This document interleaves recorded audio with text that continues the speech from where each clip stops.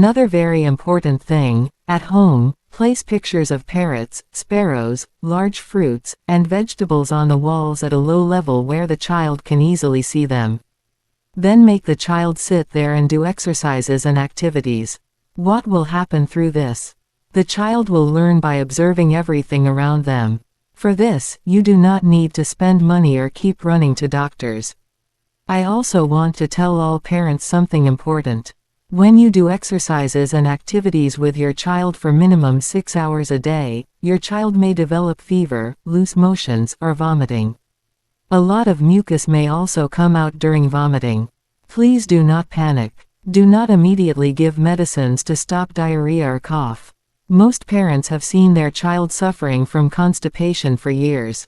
Then after starting Vasa concept exercises, suddenly the child begins passing loose motions, and parents become frightened. They rush to the doctor asking, "What has happened?" Because earlier the child would not pass stool even for 7 days, and now suddenly there is diarrhea. Then they try to stop it immediately. Please do not do that. If you are sincerely doing these exercises for minimum 6 hours a day, then fever, loose motions, and vomiting can happen. There is nothing to fear in this.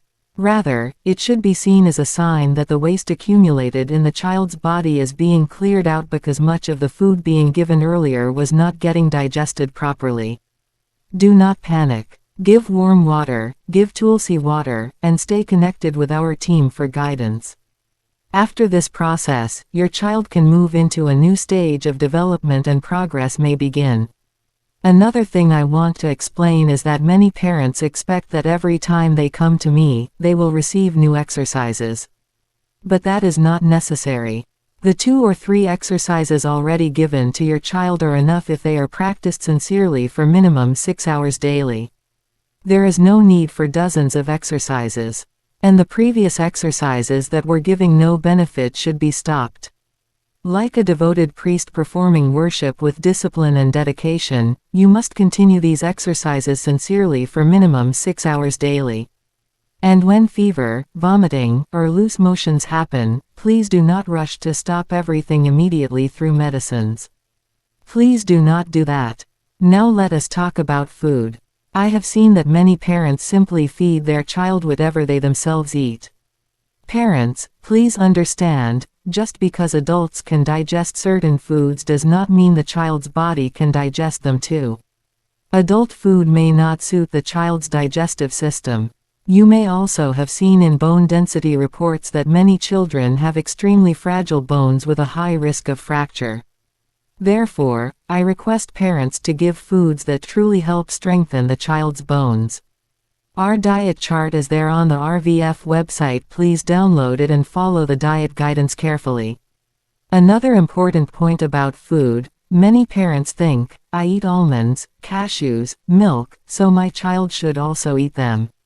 But often the child does not even want these foods, yet parents still force them into the child's mouth out of love. Please do not do this. Do not force feed heavy foods like cashews, almonds, or milk simply because you believe they are healthy. In many cases, such foods may actually harm the child instead of helping. To understand what should be given, how the child's bones can become stronger naturally, and what kind of nutrition is truly beneficial, speak to our team. Also talk to parents who have been associated with us for many years and learn from their experiences.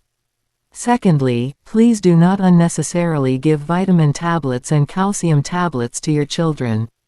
Many times these supplements are not properly utilized by the body and instead become an extra burden. Parents often believe, if I give calcium tablets, my child will become strong and healthy. But that is not always true. There are many natural ways to improve calcium and strength in the body. Parents, many of you come to me with the expectation that as soon as you arrive, I will make your child walk. But I want to tell you something honestly, until your child develops proper head holding, trunk control, and the ability to stay stable on the knees, I will never support making the child walk forcefully. If you make the child stand using splints, straps, or tilt boards before the body is ready, it can be very harmful. Think about it, when we ourselves were 3 or 5 months old, did our parents force us to walk? No, we took time naturally. We developed strength, balance, and control, and only then we walked. So if your child cannot yet hold the head, neck, and trunk properly, how can you force them to stand or walk? When the body lacks strength and stability, forcing standing or walking creates many problems. One major risk is hip dislocation. Was the child born with hip dislocation? No. Then why did it happen later? Because the body was forced into positions it was not ready for. Parents go daily for therapies, but have they ever truly asked why hip dislocation develops?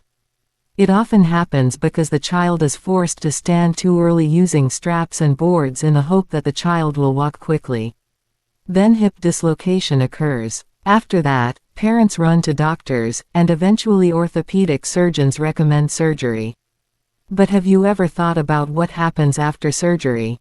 The child may remain in plaster for months. There is pain and suffering. And if the body still remains weak, the dislocation may happen again in the future. Do you think hip dislocation surgery is painless for the child? Why give so much pain to the child when the same dislocation may return again if the root problem is not solved? Instead, work patiently with the child. Through proper exercises and strengthening, the hip joint can become strong naturally and the chances of dislocation can reduce significantly. Even if dislocation already exists, you can still work with the child. Learn from our team how to strengthen the hip joint properly. Then slowly, naturally, the child may eventually stand and walk, just as all of us did in our own childhood. Surgery causes great pain. Children remain stuck in plaster during the very years when they should be playing, exploring, and enjoying life. So parents, before taking any major decision, ask yourself 10 times, is this truly right for my child?